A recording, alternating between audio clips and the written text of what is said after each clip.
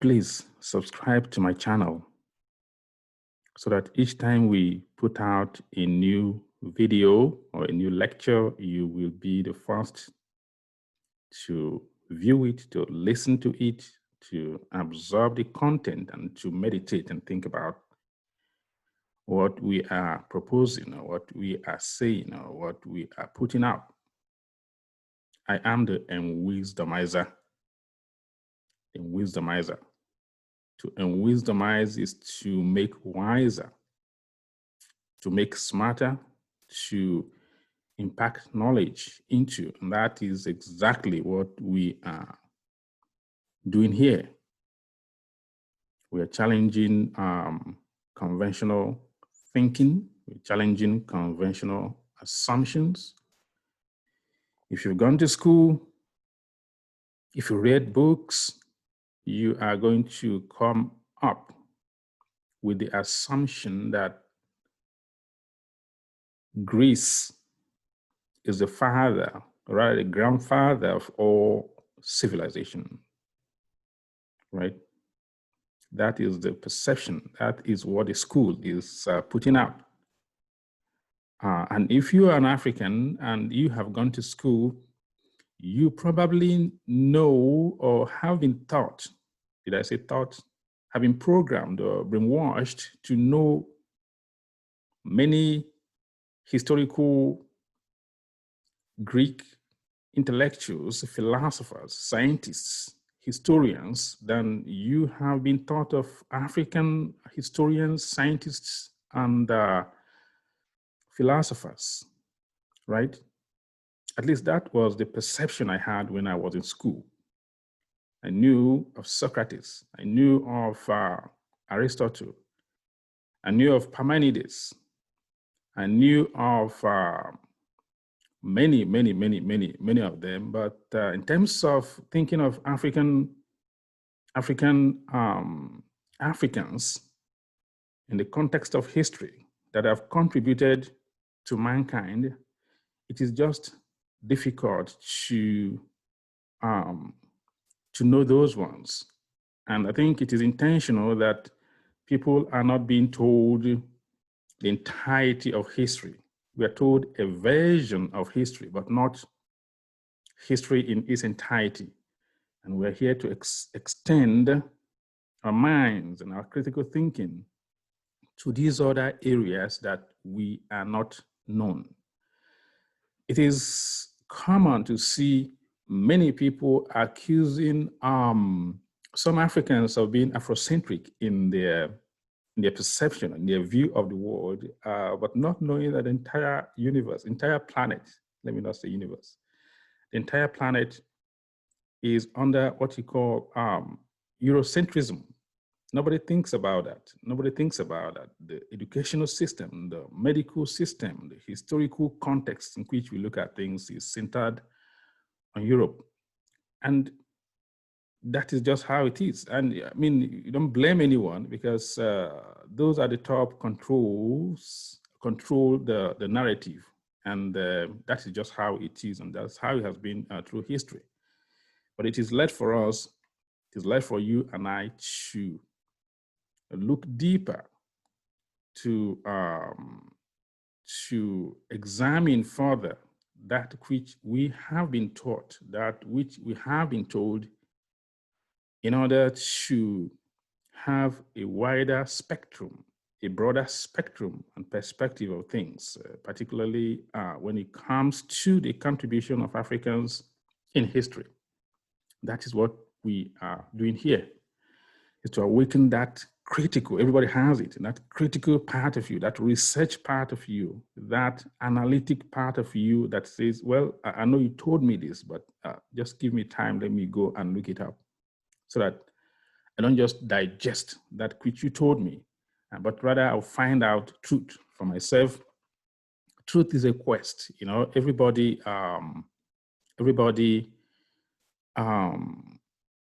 who wants can set out to search for that which is authentic, that which is the truth. But what a lot of people do is that they look up to the system. education, graduated. I have master's degree, I have PhD.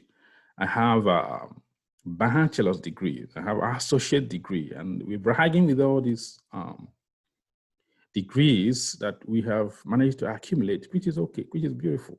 It's beautiful, but if our knowledge is limited to that which we have been programmed in school to believe, we are fucked. We are fucked. Because come to think about it, the school systems do not educate, they indoctrinate. And there are purposes for which school was established, to create workers, people who work. If you go to school, the intention is to come out and get a job, not necessarily to be informed, because these are two different things. So if you're from secondary school, from elementary school, the point is to learn that which will facilitate your getting a job. But true knowledge is independent of jobs. True education is independent of job, right? If we look at the entirety of the current educational system, which came from Europe, initially the goal during the Industrial Revolution is to create workers, literally to create workers, people who work in factories and in the industries, right? People who work for the system. So, nobody's going to teach you how to be a rebel, how to challenge the status quo, the conventional beliefs, because that will make you to have your own mind. And to have your own mind. If you have your own mind, you're going to question and challenge a lot of things.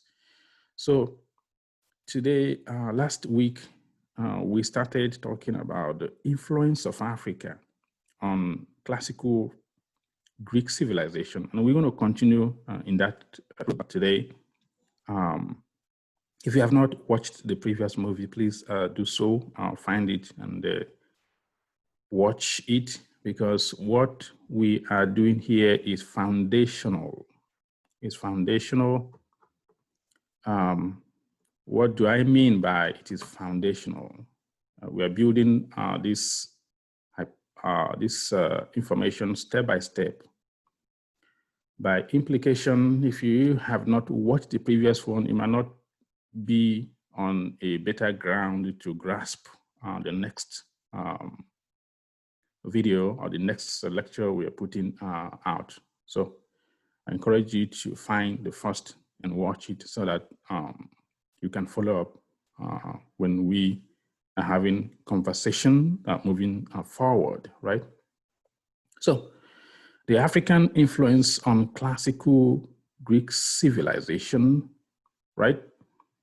As I said, we are constructing an argument. We are constructing an argument. That is a beautiful African weaver bird. One of my favorite birds on this planet because of his engineering technique.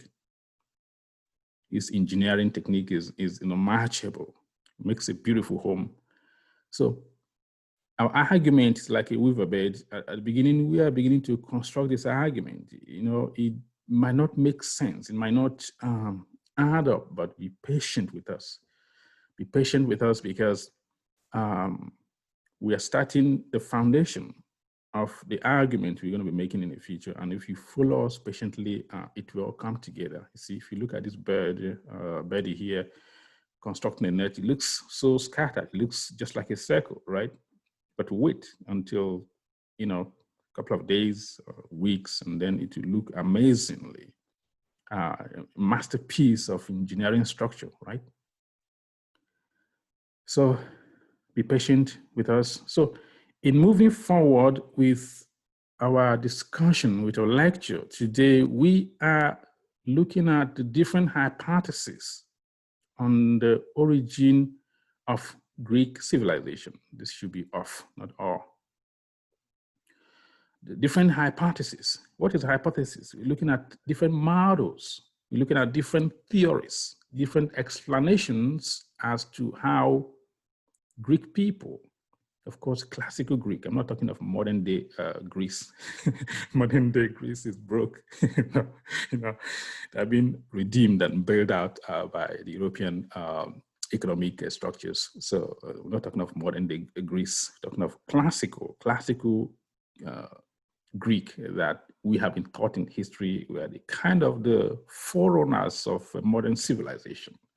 Two things in the European pride is Christianity and classical Greece, because it is through these two wings that they were able to fly around the world and bring what you call modern day colonization. But we're not going to talk about those ones right now.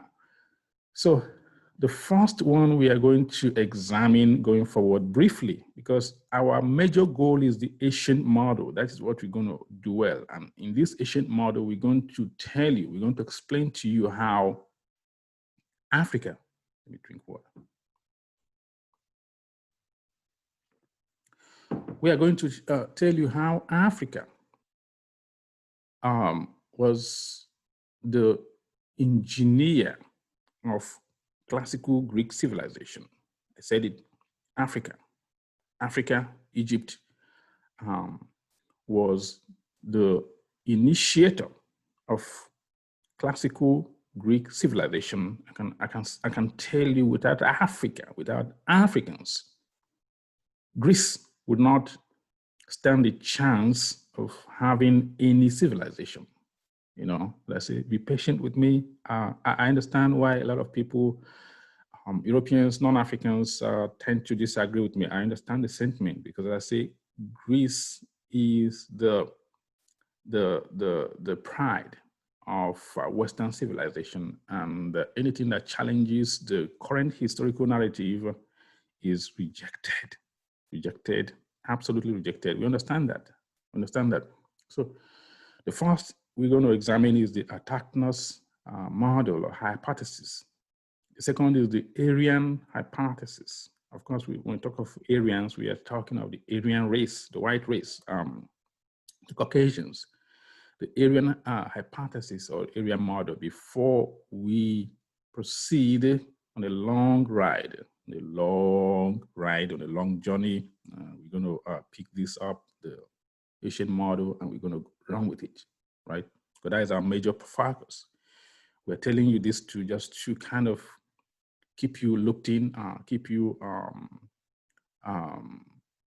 explain it briefly, what it means before we move forward, right? So we are picking the Artachnus model of classical Greek civilization. Artachnus, we're going to explain this terminology, these words here, this concept. What does it mean? Of course, it's a Greek word.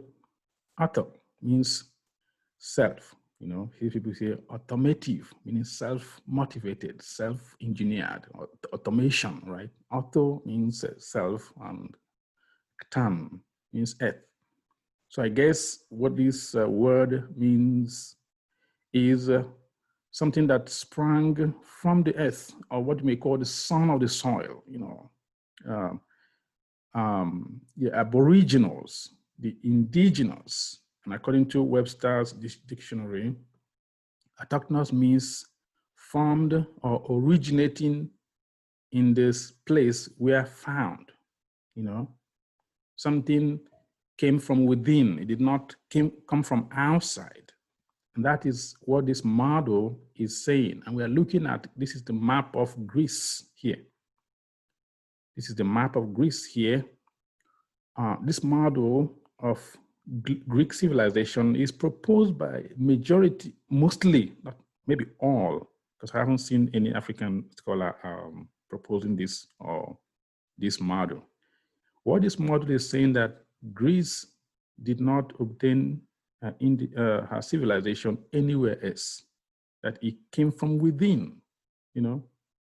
One day, people who lived here within this place, the Aegean Sea, these different islands, these tiny islands here, just woke up and learned how to read and write, and nobody civilized them. What a convenience, what a convenience. It's taking the easy way out. but we're challenging those things because those assumptions, because it does not make any single sense. It does not make sense. It's a reactionist view of history, and we don't buy it. We don't buy that one day Greek people who lived here woke up and just learned to read and write and develop this amazing civilization. Of course, we know there were interactions. This is Egypt. This is Africa here. This is Africa. The map of Africa, extends downward, but we just have just a small view of the map of Africa, and Egypt is here. We know Egypt, ancient Egypt, was central in many civilizations around this area. But let's move forward, right? So the autochthonous model, some of the proponents of this model are claiming that the Proto-Hellenic, proto is like the, I'm trying to explain, proto is like the original people, like something that happened before something else, right?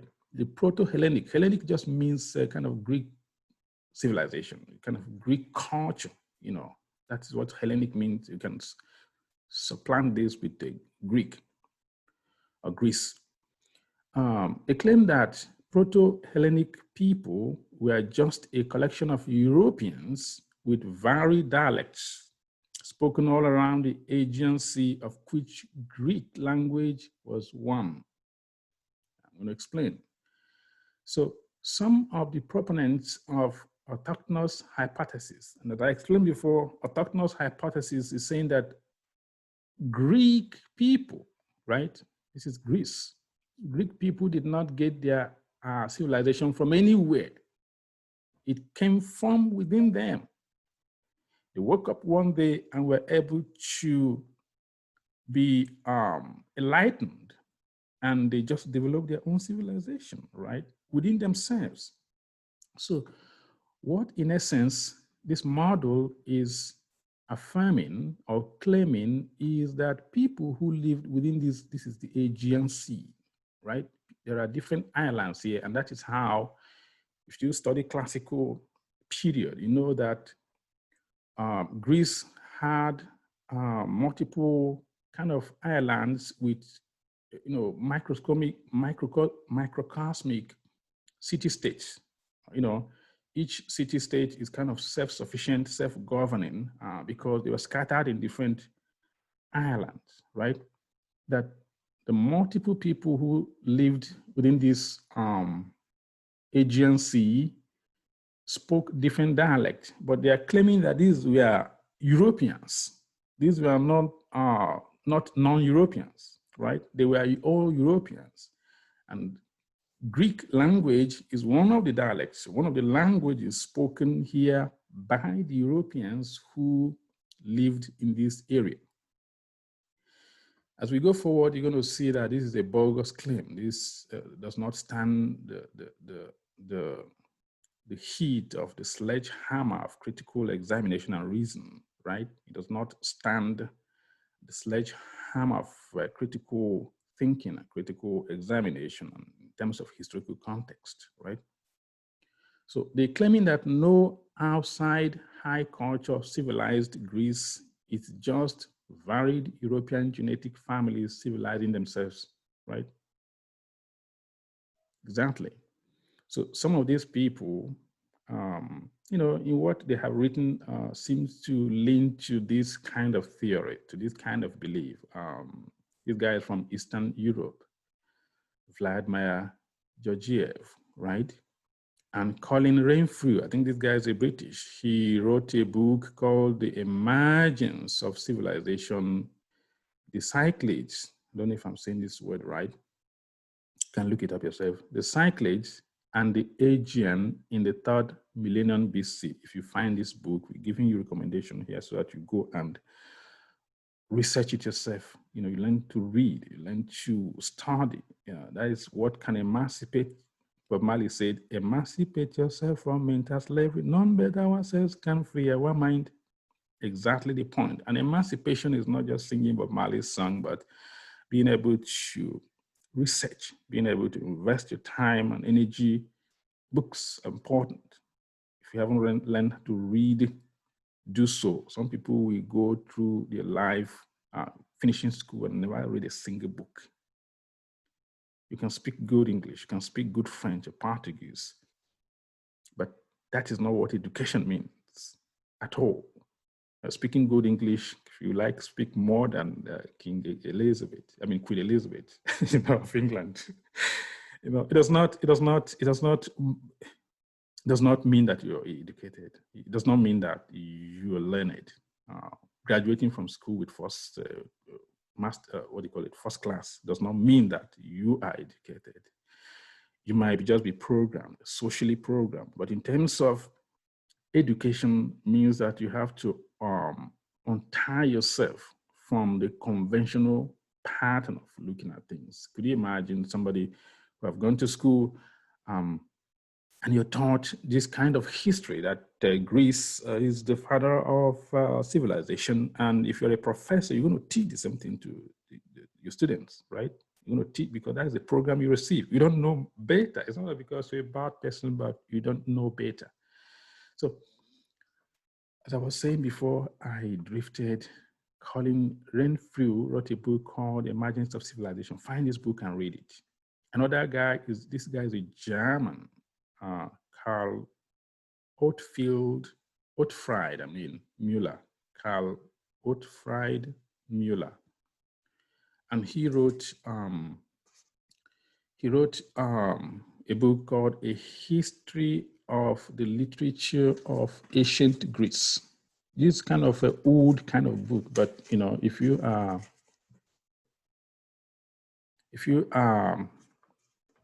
question for knowledge, you find it and read it and see what some of these people, because these are the people who are writing your history out. That's why, I have to know what they're saying. I have to, I have to know what they're thinking. I have to follow them around. I have to, know what their thought patterns are. And you cannot know that if you are not a reading type. Reading type doesn't mean just go and Google a couple of things or follow people around on Facebook and quote unquote comment. That's the one that is funny. Comment. People are commenting. Have you commented? You commented. Is amazing. With no solid foundation, with no solid intellectual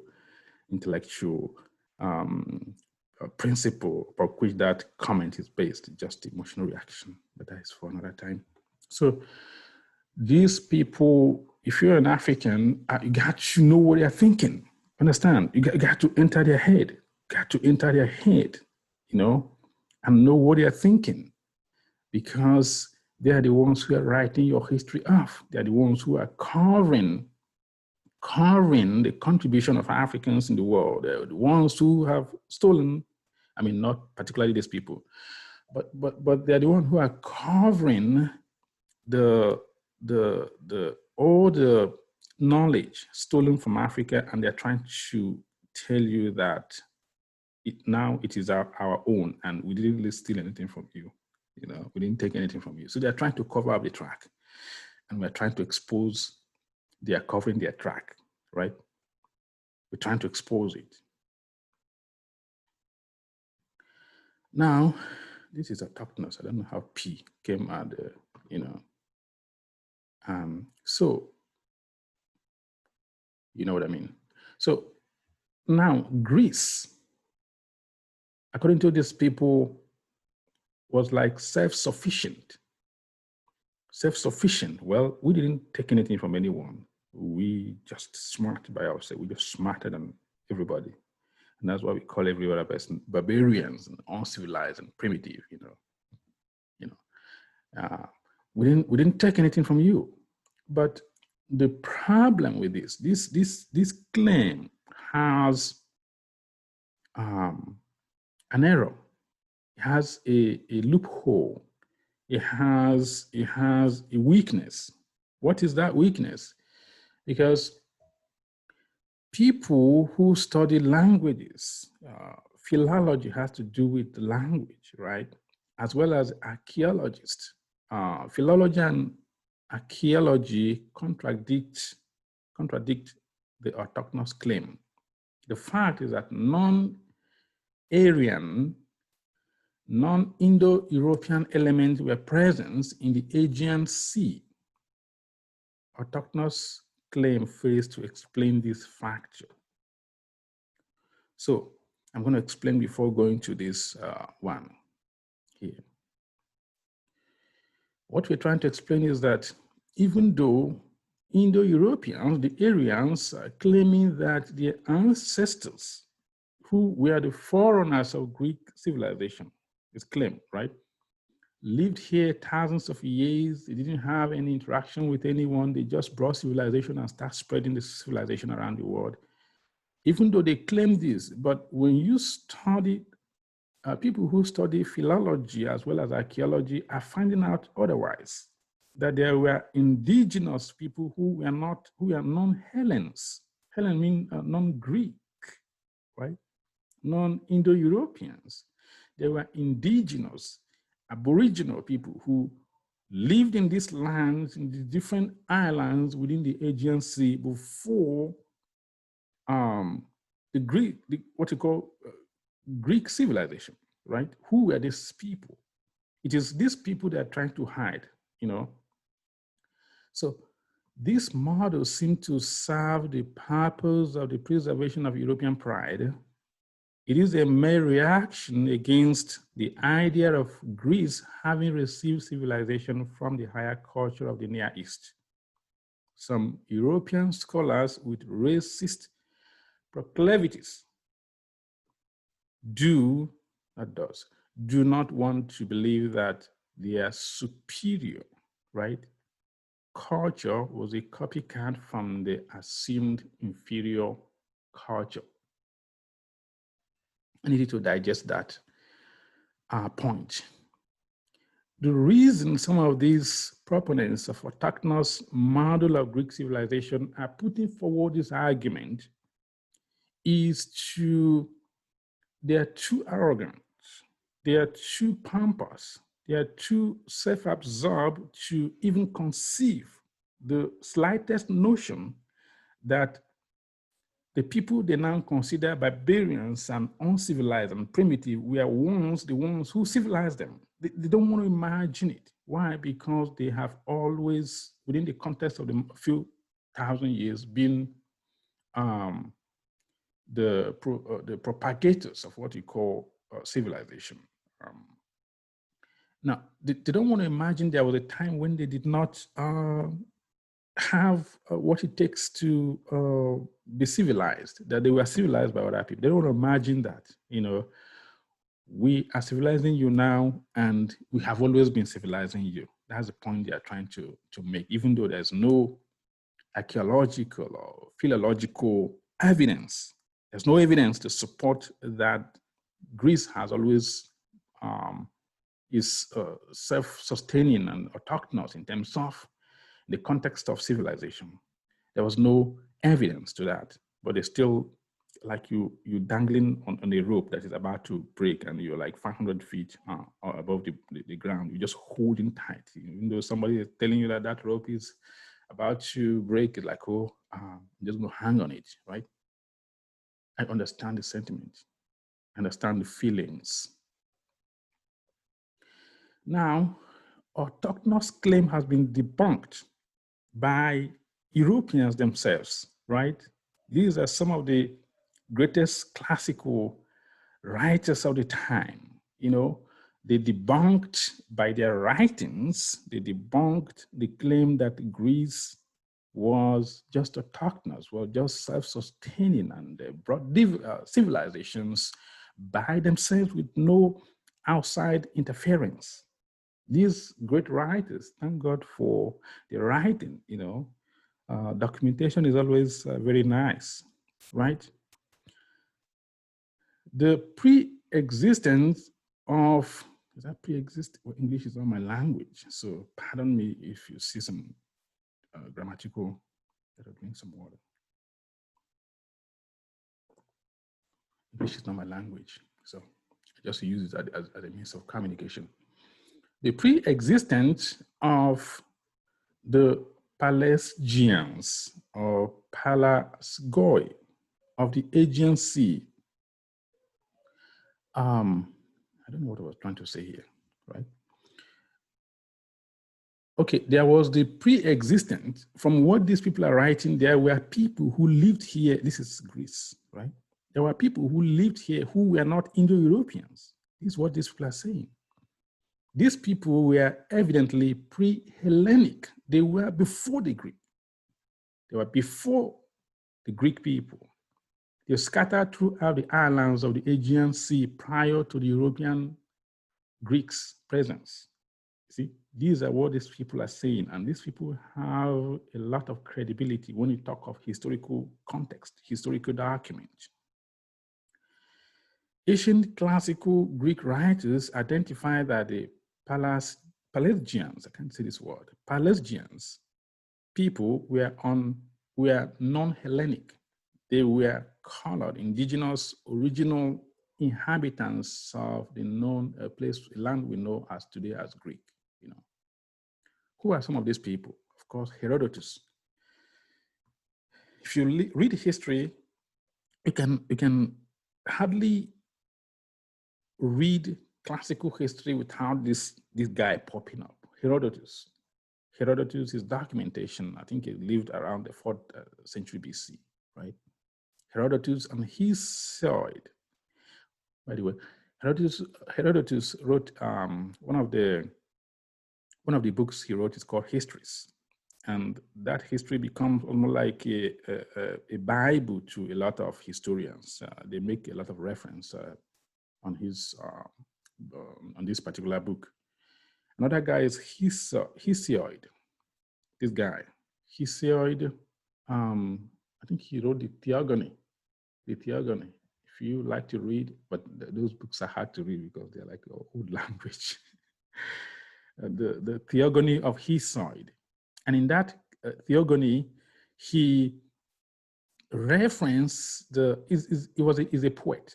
He's one of the greatest poets of the time. And I think this guy was so transcendental in terms of his communication with the higher self, what am I call the higher self. And he was saying that he was receiving the muse. From the muse, you get music, because actually spirit communicating. The muse, from where you get music. The spirit was communicating from him from the constellation of the system called, what is it called? Cassiopeia. Cassiopeia. You're talking of hundreds and millions of light years away from the planet, saying he was receiving communication from this entity, whatever, the God the Father or whatever. I think it might be Zeus, was communicating to him whatever he was writing. Several millions of years of light years away from the earth. So Hesiod as well referenced the fact that people who lived here were non-Indo-Europeans, right? Thucydides, another historian, also wrote about that. How do you say this word? Aeschylus. Aeschylus is one, I think the first Greek, this guy, brilliant mind, the first, I think one of the first Greek tragedians. He wrote tragedies. And in fact, as we go forward, we're going to explain to you one of his plays. It's called the Suppliant. Supplanters. I can't say this. I think it's called the Supplanters, something like that. And he obviously alluded to the fact that Egyptians were the colonizers, Africans were the colonizers of this place, even though in his writings, it was kind of puns and kind of hidden. But if you examine it thoroughly, you know that he's making reference to the fact, because all the names are there, they're all Egyptian, they're all Africans in his writings. And of course, in those days, can I go back? In those classical periods, just like, today, the spirit of nationalism was so strong in them that they would not openly admit the fact that Africans civilized them, African broad civilization. So even though some of them knew this fact, they were writing covertly. They were writing with a lot of hidden allusions. They're making allusions to the fact that Africa, precisely Egypt, brought civilization to them. Agesilaus, I don't know how to say this. Agesilaus is a writer, also made a reference to the fact that there were people who lived here who were non-Hellenic, who were indigenous people, colored people, black people, if you want, before the coming of the people we consider this context as Greek people, right? According to Herodotus testifies that the Pelasgians were taught by the Egyptian Danaids. That's what Herodotus said. And as we go forward, we're going to learn who these people are. He said they were taught. That whoever the indigenous people lived here were taught by the Egyptians, by the Africans, right? Now, we've explained to you what the autochthonous model is, the autochthonous model of Greek civilization. We're putting this forward that if you are in class receiving history, European history in class, and your professor is telling something, you can say, oh, wait a minute, I don't buy that. They don't say that because, they'll be upset with you and they'll fail you. Because some people cannot allow late challenges. Some people don't want to be confronted. They get upset and their feelings all get hurt and they're going to fail you. So, but it's like for you to learn what the truth are. So in the autochthonous model, we have explained to you that model is saying that Greece did not receive civilization from anywhere. They were the civilization they developed came from within them. They did not interact. They did not, no higher culture, no superior culture came and colonized them. That the so-called people who lived in the Aegean Sea in pre-Asian time,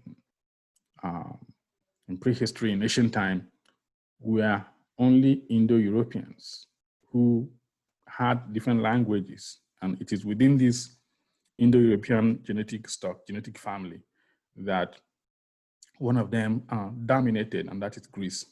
Greek-speaking people dominated and brought civilization to them. So that's the summary of that.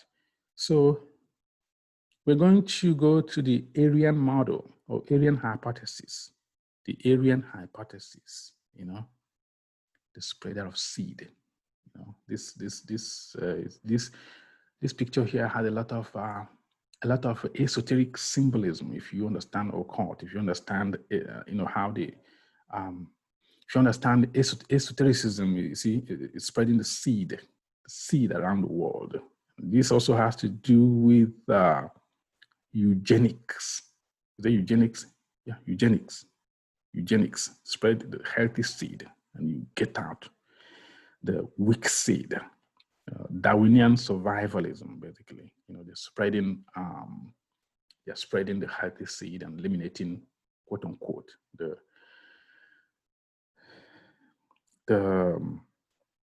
mentally unfit around the world, the people we consider as inferiors.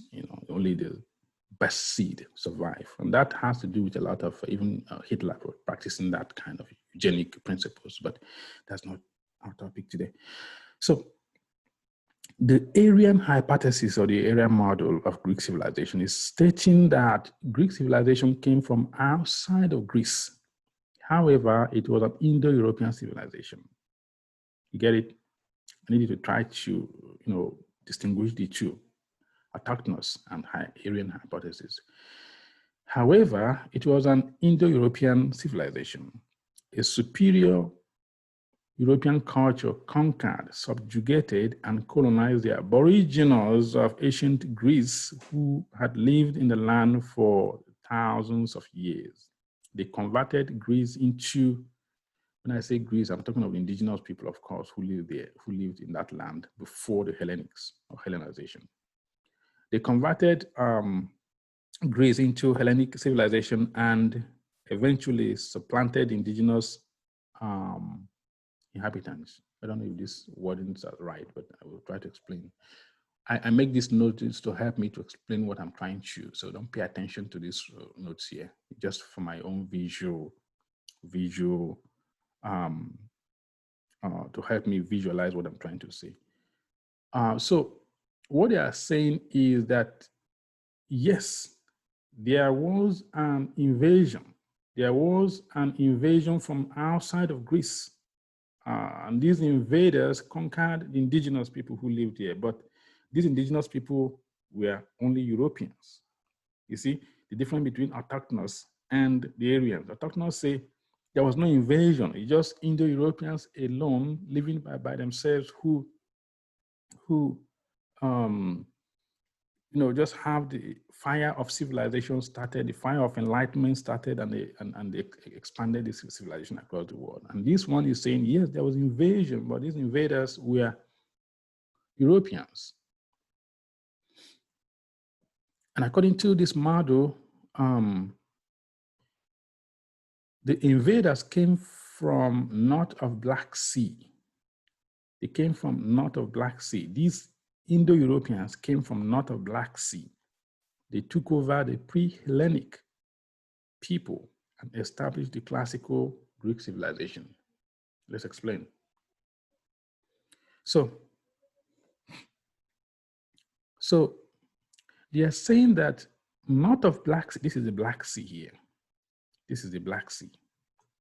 They say north of this, within this area, there were some Caucasians, there were some Indo-Europeans who descended down the Aegean Sea and conquered indigenous people who lived here, thereby establishing the light of civilization to these people, and eventually supplanted and took over them, probably wiped them out, right?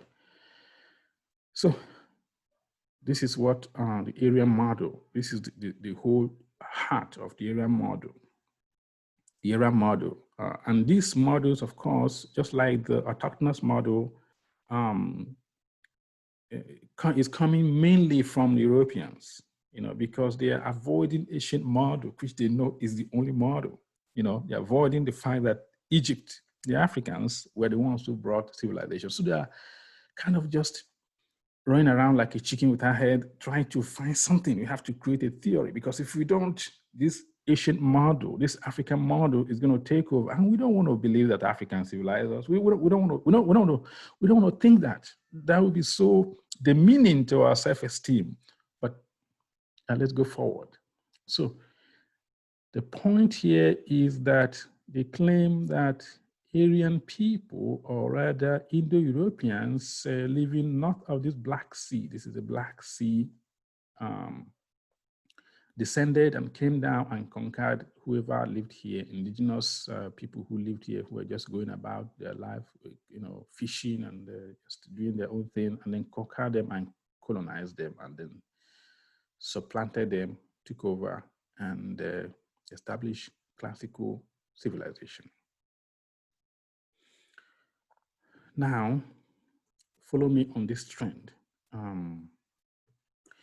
The Caucasus Mountain, this is the Black Sea we saw. I think this is the Caspian Sea. This is the Caspian Sea. And I think somewhere in Eastern Europe.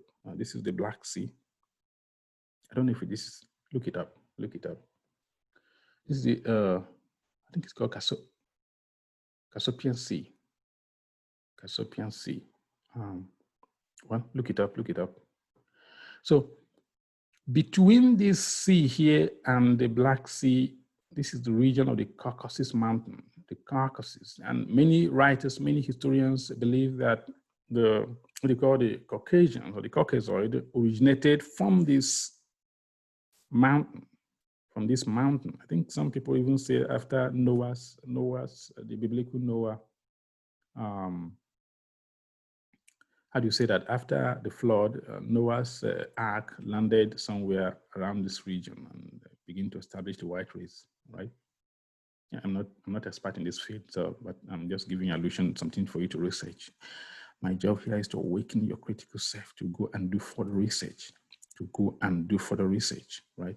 And don't just say, well, I don't want to know all those things. That's important. It's because of this knowledge that some people were able to rule over you, to control you forever, unless you wake up and know your history, right?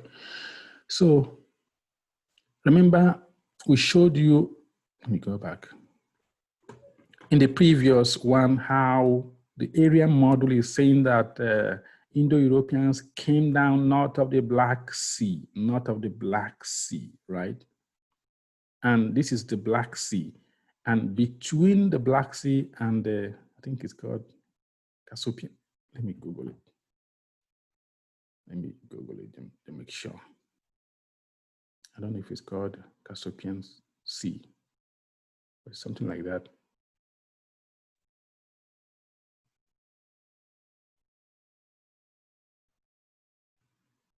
Just one moment.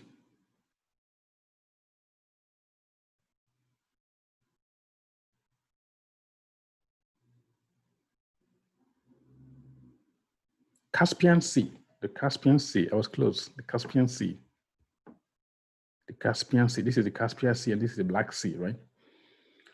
So many archaeologists, many historians, many geneticists are saying that the white race originated from this mountain, from this region here, right?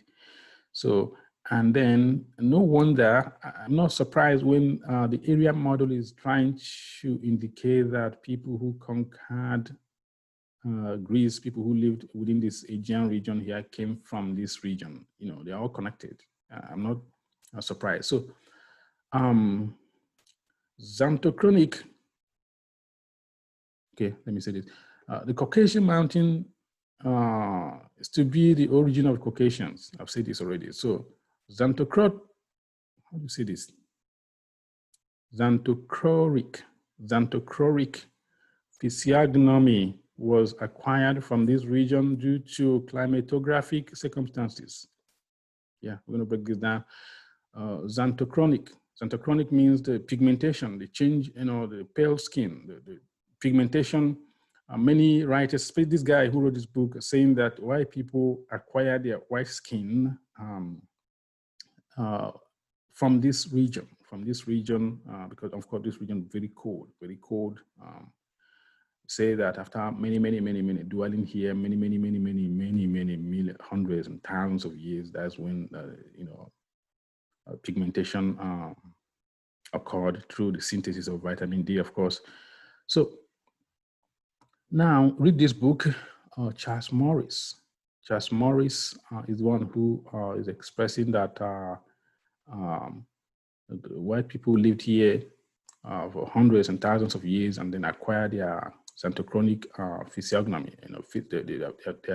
The skin begin to change to white, from black to white, but it's not our topic today. After many years of dwelling in this Caucasus mountain, right? Read this book. It's called The Aryan Race, The Origin and Its Achievement. Please, we're giving you material. Just learn to read. There's something about reading that you have to do, because if you're not, you can't just be speaking big English. You got to know how the word works, right? You have to know how the word works, and you have to enter the minds of some of these writers, because they are the ones who shape everything happening to you. Read this book, get a copy of it and read it, please. Now, J.B. Barrie wrote a book, it's a big book, A History of Greece. What did he say about this idea of northern invasion from the north part of the Black Sea? He said, The invaders may have come from northwest region of the Balkan Peninsula. They spoke an Aryan speech, but it does not follow that they all came of Aryan stock. That looks like somebody's confusing himself somewhere. You know, they spoke of Aryan speech, but it does not follow that they all came of Aryan stock. He's saying that, yes, there was an invasion, not of the Black Sea, invasion of the Aegean region, and yeah, the Indo-Europeans, but all of them have, diverse. They all speak like Aryan speech, Aryan language in terms of linguistic family. They're all classed as one linguistic family, but they are not all Aryan stock. I don't get what he's trying to say here. Going forward, Mr. Burri said, in historical Greece, there were two marked types of the population, distinguished by light and dark hair. Of course, it's not going to tell you that Black people lived in the Aegean Sea before the Greeks, so it's saying they are distinguished. Two people lived there. One is dark hair and the other one is light hair. He's trying to make a claim that in the Aegean Sea, two groups of people lived, black and white. He's trying to kind of, I don't know if you know what he's trying to do, to insert a history there that wasn't there. Dark hair is another way of telling you that Black people lived in prehistoric, Black people were the proto-Hellenic people, prehistorically, they were in the Aegean Sea before the Hellenics, before the Hellenization ever happened. He doesn't want to say that because that would be too revealing, okay? Let me read it again. I'm going to read it again. In historical Greece, there were two marked types of the population distinguished by light and dark complexion, light and dark hair. And there is no doubt that the men of light complexion came in with the invader. He told you, he told you already. Let me summarize it because this sentence here might be so complex to a lot of people. It's telling you original people who lived in ancient prehistoric historical Greece were Black people. You use black hair, but you know what he's talking about. You can do that pun on me. You can do that play on word. It's saying that colored people lived there. And then he went further to explain himself, kind of give a little more revelation for people who can read in between the lines, that the people with light complexion, he's talking of the Indo-Europeans, were the invaders. So if they were invaders, who did they invade? It's telling you already they are dark hair people. Dark hair is another word for Black people or colored people, if you may. Read this book. It's a big book, A History of Greece. Please read it. Learn to read.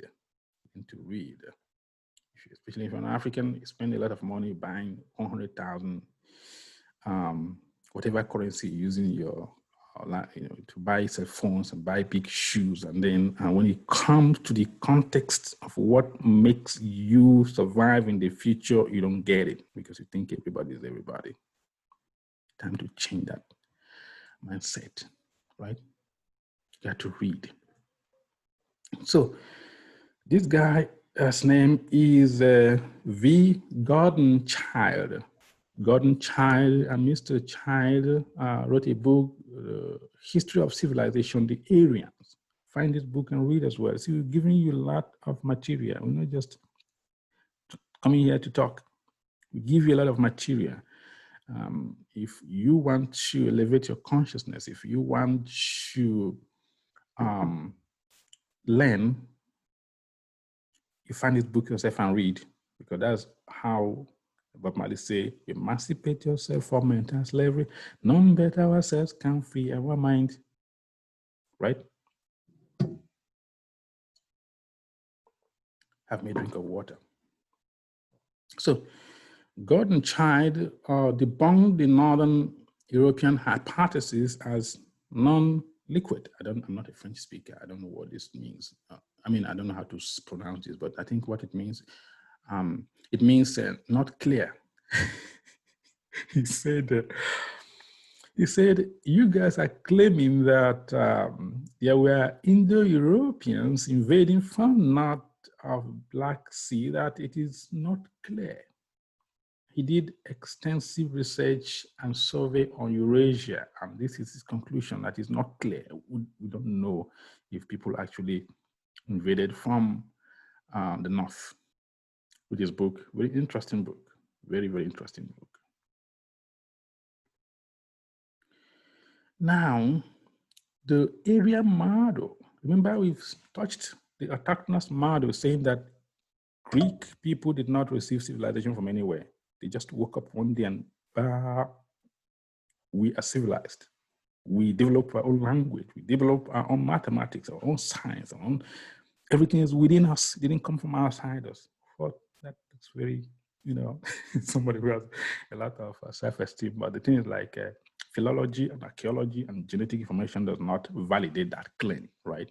And then we came to the area model. The area model is saying, yes, there was an invasion, but that invasion comes from the north, right? And according to this guy, Martin Bennell, I think I mentioned his book in my first video, he said that this whole Aryan northern invasion claim is nothing but continental chauvinism, ego, racial pride.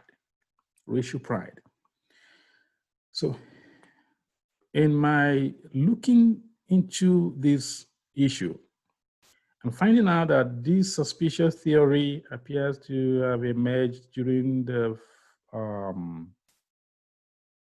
don't know why I put forcefully here, during the period, I say ignore my writing is for my own visual, so I don't proofread this when I, just for my own visual stimulation. So this suspicious theory appears to have emerged during the 18th century. Okay, this theory seems to be more forceful. It seems to have appeared more energized during the 18th century. Modern Aryan invasion is a fabricated theory. And that's what I've been trying to tell you. This is a fabricated theory. There was no report in classical Greek history of any pre-Hellenic invaders from the north. And if you are following me now, you'll be critically asking yourself, but if there was no invasion from the north, then the Indo-Europeans who took over Greece, where did they came from then? And that is what we're trying to get into. But from all historical, my throat is drying, sorry. From all historical factual documents, there were indigenous people who lived in that land before the people you call Greece now arrived. Northern Aryan invasion is a fabricated theory. There was no report in classical history of any pre-Hellenic invaders from the north as claimed. Ego. We have always been the conqueror. So we cannot imagine ourselves in history without being the conqueror. We cannot imagine other people conquering us or civilizing us. So we have to invent theory where it is known, where facts are non-existent, right?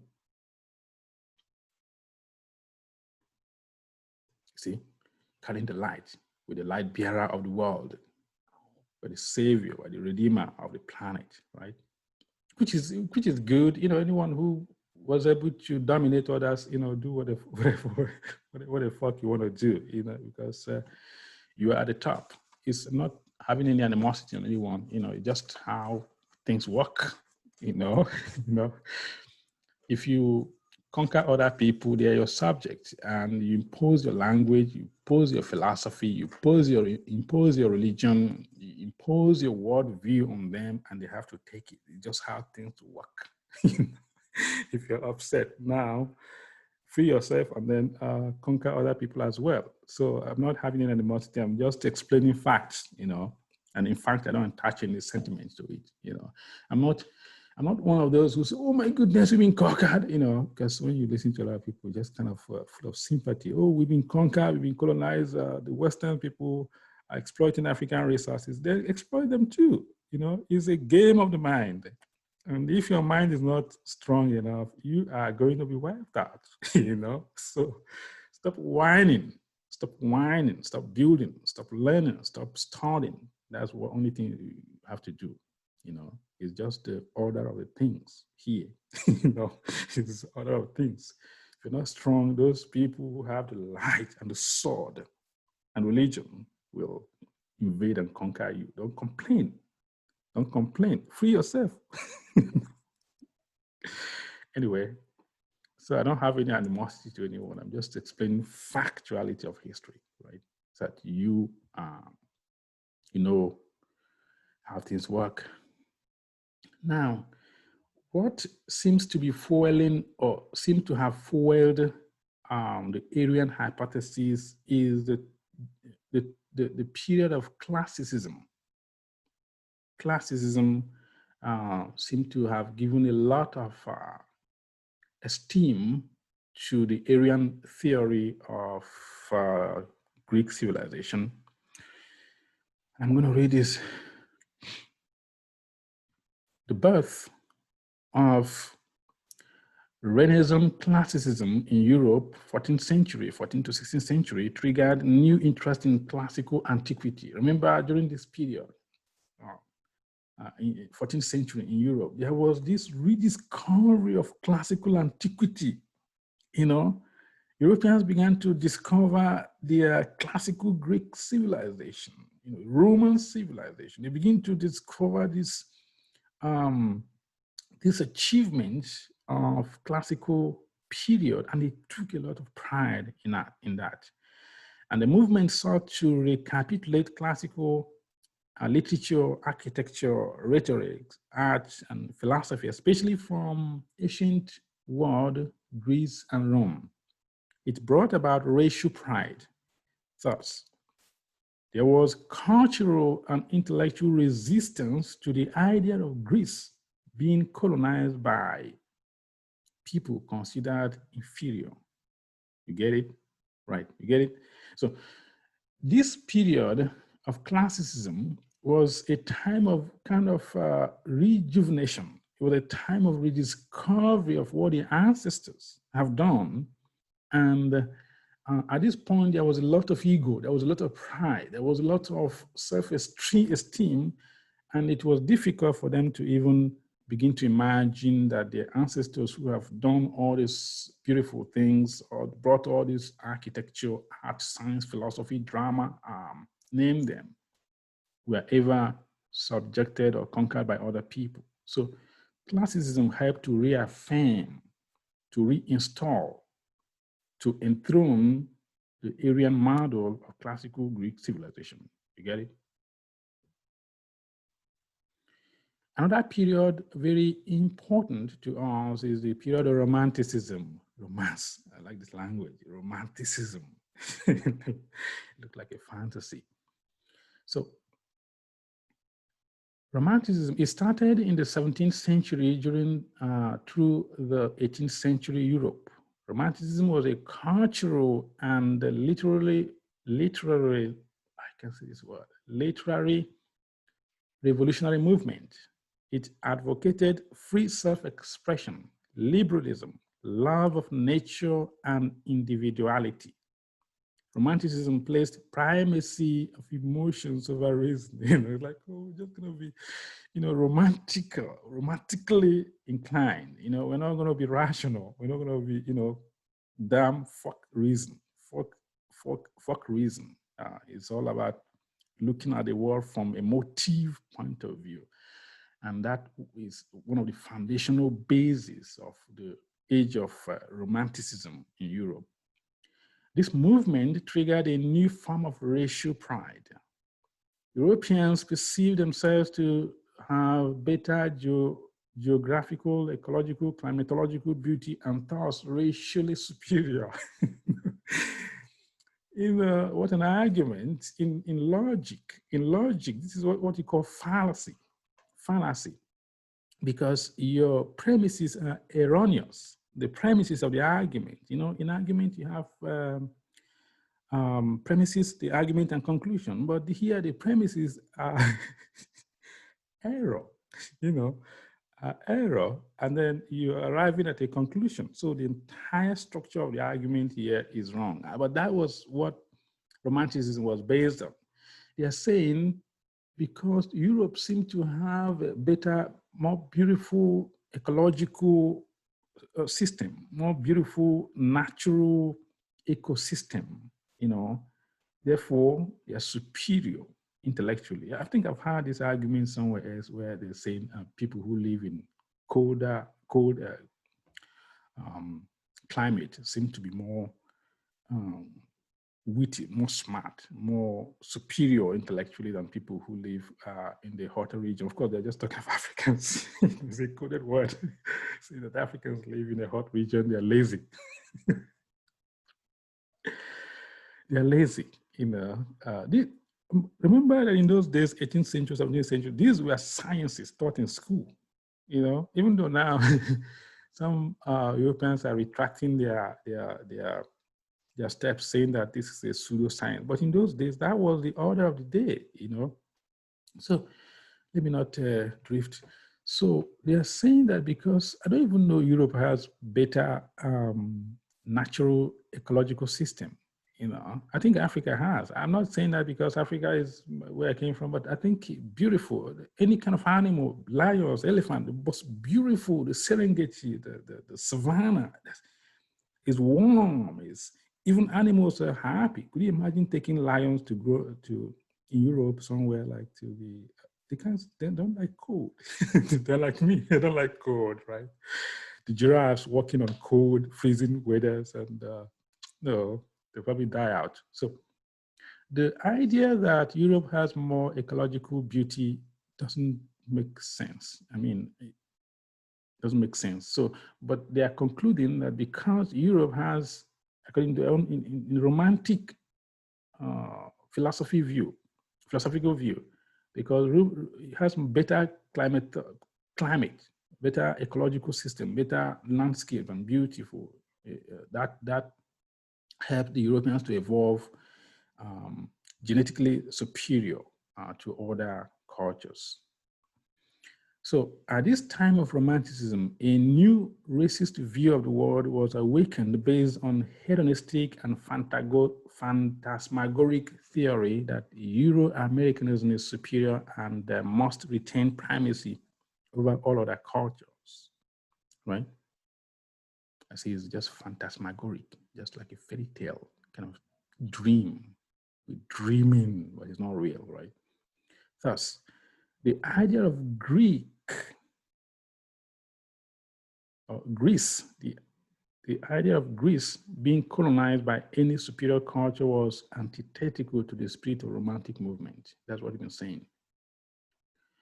And also this was a time of, you know, different perception in art, beauty, natural beauty, just emotive, emotionality was prevalent within this philosophical, literally cultural movement, emotional. People were more inclined to expressing themselves more emotionally, right? So read this book by Warren Breckman. Warren Breckman, European Romanticism, A Brief History with Documents. Find this book and read. Read. Now, as all these things were going on during the 17th century, it was a certain period of changes in Europe, something else was evolving that was dangerous to non-Europeans. What is that? Cultural and scientific racism. Boom. It was a time of cultural and scientific racism. What is scientific racism? Using science, using school systems, school curriculums to prove that Europeans are superior in intellect compared to other cultures or other races on the planet. And this guy, his name is Johann Friedrich Blumenbach, okay? She published a book called On the Natural Varieties of Mankind. And he began a classification of different cranial capacities, cranial capacities of different races, the Caucasian, the Mongoloids, the Malayan, the Ethiopian, the American, begin this classification based solely on perceived cranial differences. And then they came with this conclusion that most of things says by Black people, Black people. Remember, this was also the time of slavery, slavery was going on. So they have to find scientific means of justifying their conscience, because one thing I find in humanity, you cannot become too bad. You cannot hurt people, enslave people, destroy people, kill people without having to justify your conscience. That's what people normally do. Even if day-to-day interaction with people, transactional analysis of it being, if you like to study psychology, transactional analysis, you interact with people, there's game going on. Even good morning to people, there's some kind of subconscious interaction going with people. And you cannot hurt people without having to justify your conscience. You cannot, that's just because the human person needs to kill the voice of his conscience before embarking on any kind of evil. So, because that makes you feel better, and that makes the other person evil. And because it's evil, now you justify as to why you have to do to this person what you have to do to them. Either because they are barbarians, they are non-Christians, they are pagans, or they are practicing human sacrifice. You have to invent a meaning. You have to invent a meaning. That meaning frees you. It frees you from the burden of pain that comes with hurting somebody, right? So at this time was a time of racial sciences, right? Racial categorization, classification dominated sciences during the 17th and 18th century Europe, right? Cultural attitude towards other races was hostile and condescending, right? Read the book. It's one of those old books, kind of difficult to read, but if you can find it, have a copy for yourself. You need to collect a copy for yourself and just have it, a reference. Now, these guys, Baron de Montesquieu, I'm not a French, so I don't know how to pronounce properly. You can correct me if you know how to speak French. Baron de Montesquieu and Jean-Jacques Rousseau. These were some of the brain behind Romanticism, their thoughts, their ideas, their philosophies triggered Romanticism. And some of these writers were very racist in their precognition, in their proclivities, kind of racist. But when I say racist, I don't have this emotional attachment to, as some people do. Oh, they're practicing racism. Of course, if somebody dominates you and you're so daft enough to be dominated, they're going to control you. It's how things work, right? How things work. But at that time, their thought pattern, their thought process was just in accordance with the time in which they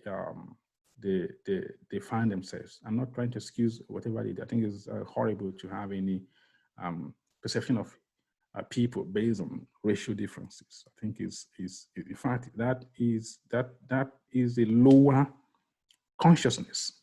That is a lower spiritual transcendental consciousness. That is a dense thought density kind of thinking, right? So it's not an advance to practice racism. It's a lower form of existence, treating people based on race. But most of their writings were full of racial prejudice towards people they consider inferior. Books like this coming up, read this guy, I think he's highly, it's all about the March of the Titans, the Torchbearer, the light you know, the Aryan race. So read him very well, Arthur Kemp. He writes a lot, but you got to, this is one of the person you have to know what they're thinking. You have to know what this kind of person is thinking. Read his book. Read his book. Because if you're not, some of the thought process could be dangerous for you if you're not prepared, if you ignore. So read this book again, The Aryan Race by Charles Morris. Charles Morris, the same person we showed before. Read this guy, The March of the Titans. You know, the Titans becoming the superior race, right? Read it, and you're going to detail how conquer the world and subjugate the planet, right? So overall, on the overall, Aryan model is not based on archaeological or linguistic fact. It is based on the philosophy of racial superiority, inferiority dynamics. European scholars detest stories of any other culture civilizing Greece because it violates race-based attitude and pseudosciences. Greece is the pride of the West. She is the foundational structure of Western civilization. That is why all this defense of Greece, because once you touch Greece, once you've been able to establish that, one, there were people who lived in the Aegean Sea before the Hellenic, and these people were not non-Caucasians. They are not Aryans, right? And you also established that Egypt was very central in bringing civilization to the place you call Greece now. You're going to be destroying the argument of people like this who write this kind of book, but they don't want it. Why? Because, as I said earlier, Christianity and Greek civilization is the two wings upon which Western civilization flies. You know, some of you is like, you, because you're a Christian, like, I'm a Roman Catholic. I mean, how could even people say that? Romanized African. You are Romanized. Roman. You know what? You don't get it, do you? You don't get it. I'm a Roman. I'm an Anglican. England. I'm an Anglican. That is tantamount to an Indo-European person saying, I am an Africanist. You don't get it. You don't get the level of mind control. And you see that because you don't get it, you continue to be mentally dominated. And sometimes they give you this chip. They give you this, you know, these people who colonize you are more smart than you are. You know, that's why they are going to rule over you. And when they see that you're reacting, you're about to capsize the ship. You're about to change things. They introduce things like enculturation. You know, enculturation. Someday we're going to explain how enculturation is another covert way of advanced colonization. We're going to explain it sometime too. As I said, our goal is to open your mind to that which keeps you trapped, your mental prison, right? So, I'm a Roman Catholic. Rome is Greece, because when Greece civilization ended, they handed the battle to Rome, Roman imperialists. If you say I'm a Roman Catholic, yeah, that tells me a lot. You can't be authentic African if your soul is Roman. You can't. And if you talk to me about enculturation, someday I'm going to put in this on this platform the hidden deception of the enculturation and acculturation. Who invented this? I think it's the Second Vatican Council kind of invention. Another deception. Now, we've looked at the Aryan model and we looked at the autochthonous model, but then the model in which we are going to be dwelling is who actually is the main instigator, the main originator of ancient Greek civilization. Was Greece civilized by non-Indo-Europeans? And here we are introducing the ancient model of Greek civilization. Of course, these are Egyptians. So I told you some time ago, when you watch a movie, you're not going to see pharaohs depicted as Black people. And that is the greatest mind fuckery, the greatest monopoly of your mind, of the control of your mind. If you see these Egyptians, you know exactly who they are. They are Africans. But if you watch movie, you read in the Bible, I know some of Africans who read the Bible, you picture in your mind because you, through pictographic mind control, through cinematographic mind control, through biblical religious mind control, you think that characters in the scriptures, especially Egyptians, were not black people. You can't even imagine it, because have you ever seen a movie where they depicted black pharaoh? They will never, ever make that movie. And that is why some of you who are in the movie industry in Africa got to study more. You got to study more. The problem is that, and that's why I don't watch a lot of movies coming from Africa. And not because I don't want patriotism, but because they're shallow. The same pattern of story, the same, it's not deep. It's not deep because they don't read. That's the only thing. They don't study. You cannot write a good script without studying. Look at the greatest movie makers in America and Europeans and Canada. What is it? This guy, Spielberg, Steven Spielberg. This guy studies most of his movies, even if he puts in terms of science fiction. These people study history. So what you may be watching as science fiction is actually a depiction of actual history. None of them, all of them are great readers. If you watch science fictions, if you watch all these movies, you know that they have studied and they convert this historical information they have in forms of drama, in terms of movies. It's not the same thing with our people. We don't study ancient history. How many movie writers even understand classical period, understand African history beyond colonization? Few. And those people who know it don't write. And I wonder what the professors are doing at school, because this is your product. This is the people you're producing. You can't be complaining that society is bad if you, when they were at school, this is the kind of information you're giving to them does not stimulate their mind to be independent thinkers. Something has to change. Something has to change, right? So these are Egyptians, and that's how Egyptians looked. Now, as we are getting ready to go dive into the Asian model basically summary is that Egyptians are part of those who colonized ancient Greece. Egyptians and the Phoenicians introduced religion, art of weaponry, irrigation, writing into, by writing I mean letters, into Greece. The Greek philosophers, statesmen, and scientists studied in Africa, in Egypt. This was a general view of the world during the classical period. During the classical period of antiquities, it was not even an argument. Greek people knew that Egypt was their father, that Africans were their civilized. It was not an argument. This argument, just modern time, and is based, the argument that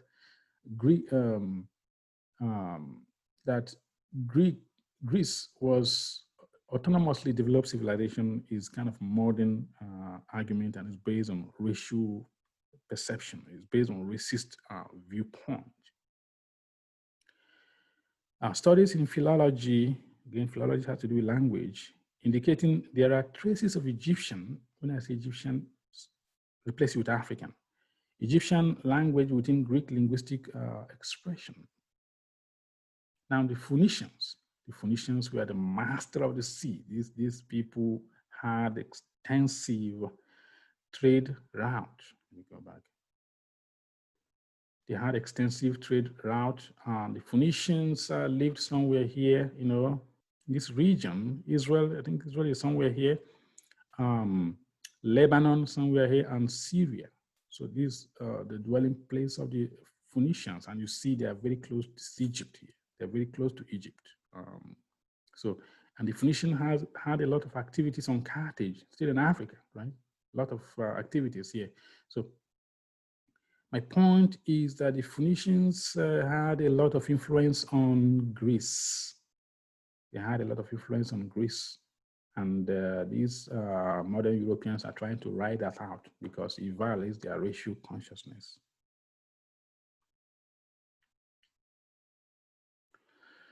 Phoenician civilizational influence extended to the Aegean Sea, that is in Greece, prior to Indo-European presence, right?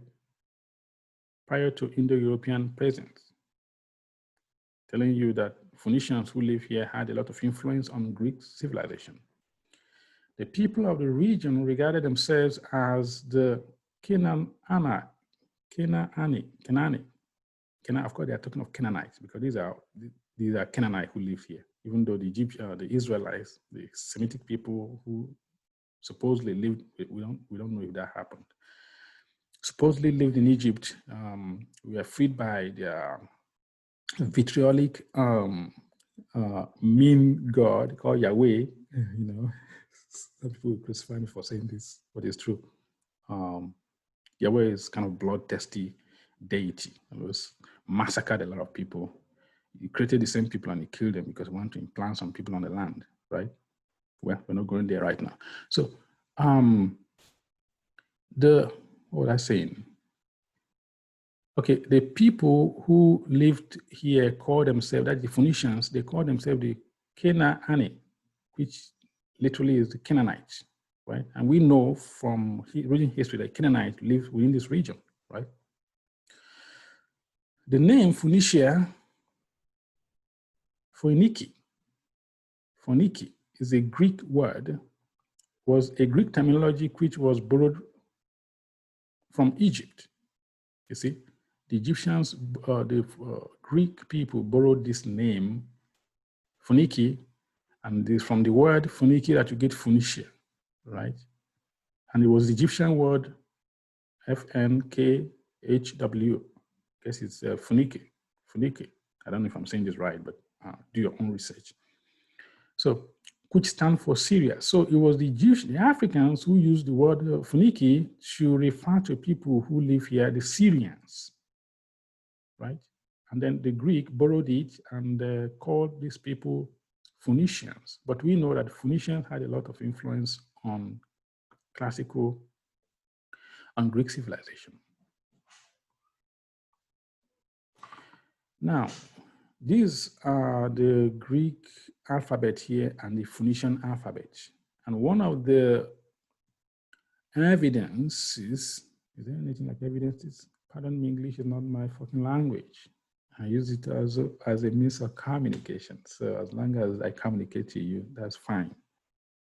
I'm not, I don't have to speak it like Queen Elizabeth of England. You know, I don't care. So the Phoenicians developed their unique alphabets around 15th BC. And by 8th century BC, the Greeks had adopted and modified these letters. This is the Phoenician, this is the original. And from what many historians and linguists are telling us is that Greek people copied their alphabetical structures from the Phoenicians. So, of course, those people who are proposing a autochthonous model, who saying that Greek people did not obtain their civilization from anyone, how would they feel?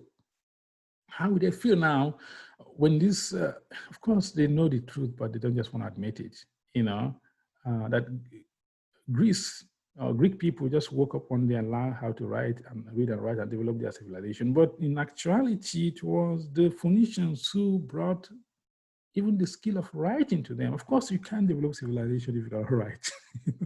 Who does that? You know, you can't build a good civilization and document and writing if you don't know how to read and write. So it was without the Phoenicians, the Greek, the so-called Greek people would not know how to read or write. They wouldn't. Do we have evidence to support this fact? Yes, of course. We're going back to Herodotus, the so-called father of history. The father of history, you know.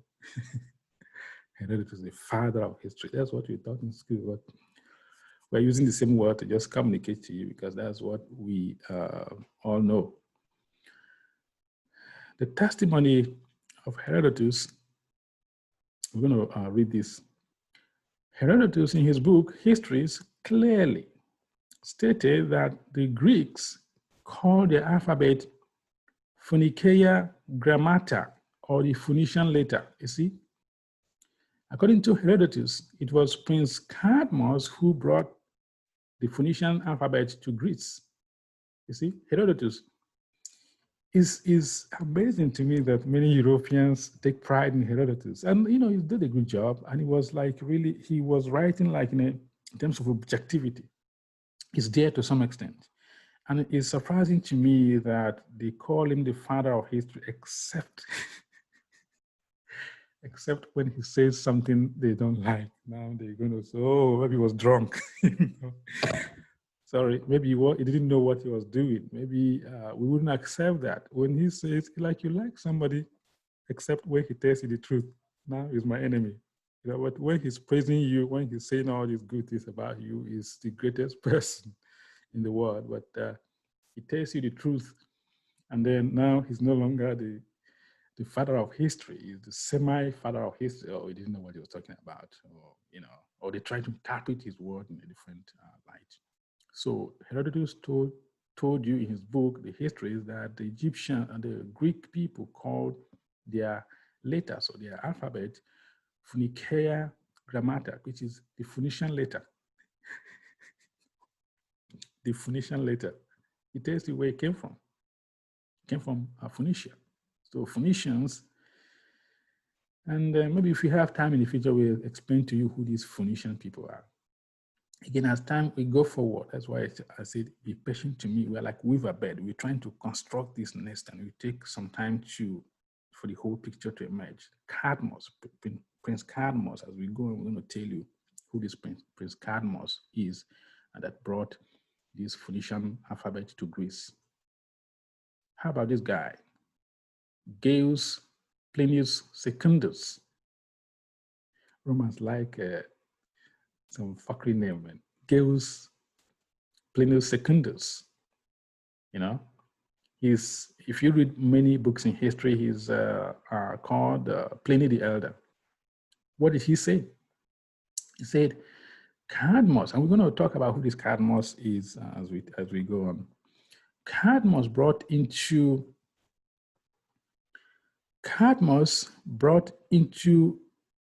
Greece from Phoenicia 16 letters to which Palamedes added the 4 characters Zeta, Psi, Phi, and Chi. Zeta, Psi, Chi, and Phi. During the Trojan War, and after him, Simonides added Epsilon, Z, Omega, and Theta. That is what this guy is saying. Of course, he lived in much later time, but we have to understand how history works, right? Because we look at proximity. These guys were not there when whoever Cadmus brought these letters to Greece, but we're looking at proximity. They are closer to the history we are talking about today. And if they were closer, it means there were materials, there were research materials, information available to them that we have lost today. So we have to take them serious when they say this kind of thing, because they had access to a lot of material, a lot of writings, a lot of prominent historians we don't even know about today. And they were talking based on these factors available to them at that time, right? Some of these guys are not stupid writers. They were very articulate. They were very learned at that time, right? This guy, H.W.E. Sachs, wrote a book called Civilization Before Greece and Rome. Find this book and read it as well. Civilization Before Greece and Rome. And in his book, he also alluded to the fact that the Phoenicians introduced writing into Greece. He said, apart from the classical tradition, several factors prove beyond doubt a direct link between the Greek and the Phoenician alphabet. The order of the letters is the same, and the shape of the earlier Greek letters are identical with or close to the Phoenician letters. The borrowing could not be by Phoenicians from Greek because the letters are attested much earlier in Phoenicia than in Greek. And the name of the letters, pay attention, the name of the letters make no sense in Greece, but are meaningful in Phoenicia. This is very important. Even though the Greeks had letters, alphabet, okay? This alphabet makes no meaning in Greek, but they make a lot of, but they mean something in Greece, in Phoenicia. Now, in this modern time, it's easy for us to learn A, B, C, D, and you can write this alphabet. But in ancient time, when they say A means something. It's not just some abstract things going there. It means something. It is a visual representation. And we have to also understand the morphology, the historical development of what we call writing. Before this abstract concept of representing sound with an ideogram, with writing, maybe A or B, before this time, it was a pictographic. Because in antiquities, if you go thousands of years ago, like the Egyptians and other people of ancient time, they wrote in pictographics, visual representation. If they are writing about something, they use pictures of trees, that's how they wrote in those days before the human history switches us around from right brain to left brain. In ancient time, for Egyptians, made use of their right brain a lot. Right brain is more balanced. It sees the pictures. It works with images, vivid visual pictographic images. But when you switch around, when letters and alphabet began to be abstract, right? Humanity switches to the right brain, right? And that is a whole different lectures we're not going to go into today. So I'm going to continue with Mr. Sachs. He said, he then concludes that Aleph, which is A, Aleph means A, and that's where you get alphabet. Alphabet means ABC. Is it? Yeah, AB. AB. Aleph means A. You see, Aleph in Phoenicia means ox. So A, as they write it in Phoenician language, means A, and bet is B, right? B, bet, you see, alphabet. That's why you get alphabet. It's literally saying AB, right? So, and bet means house in Phoenicia, you see.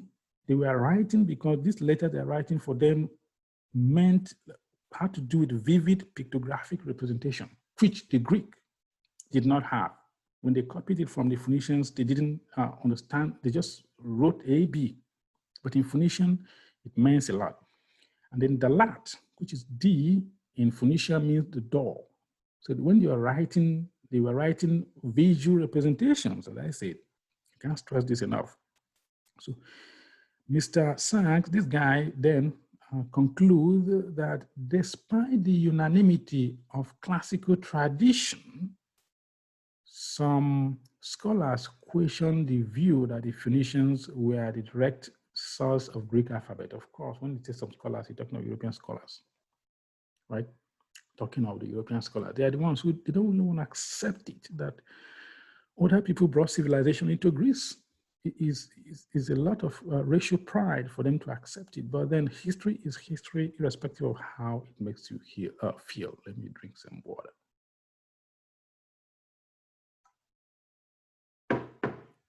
History is history, and factual history has to be told irrespective of how people feel. We're not talking about feeling. I don't feel like waking up forever, but I have to. I don't feel like walking. I feel like people should carry me around. That's my feeling. That's not a fact, because nobody's going to be carrying you around. The point is that how things make you feel might not be the fact. We are dealing with facts, right? Yeah. Ancient model has been the true model. This has been the true model that the Phoenicians and the Africans civilized Greece, the place you call Greece. Of course, there were people pre-existing in that land before who were colored people, before the Indo-Europeans, right? However, it was abandoned in favor of the Aryan model by many European scholars between 1780 and 1840. Factors that led to this abandonment include, of course, we've said scientific racism. The same thing we've said before is what we're trying to recapitulate here. Scientific racism, romanticism, continental chauvinism, as Martin Bennell described, as well as Christian revivalism following the French Revolution.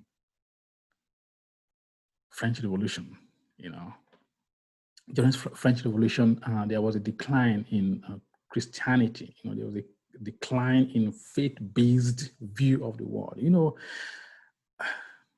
Religion has never been a fan of critical examination. Anyone who is super religious, they don't like reason. They don't like, it's easy to say, I believe than I know. I don't want to believe, I want to know, right? And I think that was the approach during the French Revolution. There was a decline in Christianity, but after French Revolution, there was this, it picked up. There was a revival of Christianity. And because of this revival, Ancient model, which is African model, saying that Africans and the Phoenicians civilized Greece was kind of declined, because at that time, just as people do today, Egypt became an evil empire. Egypt was seen as a pagan world. Egypt was derided. It was castigated. It was seen as satanic. The same thing that a lot of Africans do today. When they recount of Egyptian history, the little they know in the Bible, they see Egypt as an evil, vitriolic, diabolical empire. All right? And not knowing that by saying that, you are condemning yourself, because Egyptian civilization was your civilization, and somebody has tricked you. You've been tricked. You've been conned. What is this Michael Jackson song that said, Smooth Criminal, something like that? I like the song. Like kind of you've been conned, you've been tricked, something like that. I forgot the language you used, but it's like you've been tricked, you've been mobbed, you've been robbed. Somebody has deceived you and you don't know it, and you're condemning yourself, condemning Egypt, saying, oh, Pharaoh, let my people go. Recounting a history that we're not even sure that it happened, right? And because you read the Bible and you don't know, in the context of history, Bible is written like yesterday. People, we've been here on this planet for millions of years.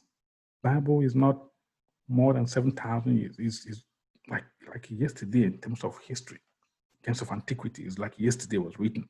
So then a book that was written yesterday by people telling you the beginning of the world, 7 days. Here we make you think we're not dealing with emotions. Here we're dealing with facts. And in the absence of fact, people make up beliefs to believe because make them feel good about themselves. We're not making you feel good. We're telling you the truth.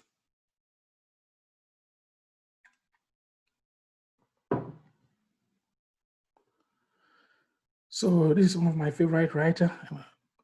His name is Martin Bennell. Find his book, Black Athena, and read. I'm giving you materials. Learn to read. Sometimes it's not just talking about European football, Manchester, Liverpool. Like our youths are some of the most mind-controlled group of people on the planet. Mind-controlled. If you talk to a lot of youth, the only thing they talk about is Manchester and, that's mind-fuckery. Mind-fuckery. Nobody's interested in investing their mind to things that matter, to things that will free you. Only few, only very few very few. And those few people, their minds are not healed, right? So find this book, Martin Benedict, called Black Athena. He wrote, it is generally agreed that the Greek language was formed during the 17th and the 16th century BC. Its Indo-European structure and the basic lexicon are combined with a non-Indo-European vocabulary of sophistication. I am convinced that much of the latter can be plausibly derived from the Egyptian and West Semitic, told you, Greek language. See, I am convinced that much of the later can be plausibly derived from Egyptian, African, and West Semitic. This would fit very well with a long period of domination by Egypto-Semitic conquerors. Egypto-Semitic conquerors were present in the Aegean Sea before these new people, right? In the mid-15th century, the 18th dynasty, of course, it's talking of the Egyptian pharaohhood. The 18th dynasty established a powerful empire in the Levant region, and received tribute from the Aegean. What do they mean? Egyptian has already established dynasties in the 15th century, in the 18th century, and they are receiving tribute to the people who lived in the Aegean Sea. Of course, you can't receive tribute to anyone if you didn't colonize them, if you didn't conquer them, if you're not the one civilizing them, right? So Egyptians were there. Many 18th dynasty objects have been found in the region. I believe that this was another high tide of Egyptian influence, and that it was probably in this period that the cult of Dionysus was introduced into Greece. And we come to the end of today. We don't want to make this long, kind of break it segment by segment because people might not have that patience to listen to a lot of things. So we are ending here. Please watch out for the next video I'm going to be putting out.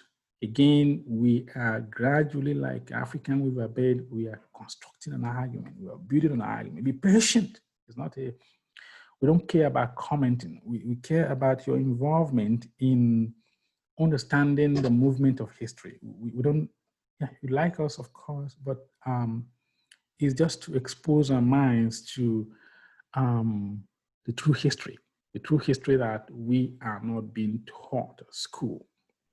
School curriculums, textbooks, sometimes they're just gibberish and nonsense, right? So you got to go rogue, go independent, right? So like the Weaver Bed, it might not make sense now, but just watch it keep building the nest. It looks like a bunch of toyish structure, but as time goes on, this beautiful, one of my favorite bed, I love this bed anyway, because of its engineering structure, its engineering instinct is amazing. So we are building argument this way. Again, thank you for your patience, for being here with me all this time. Subscribe to my channel. This is the primordial wave, the quantum realm, the primordial consciousness, the primal soup, right? Stay with me as we go forward in bringing you a wisdomization series. To wisdomize is to make wiser, to end wisdomize, to put knowledge into, to impact information on, right?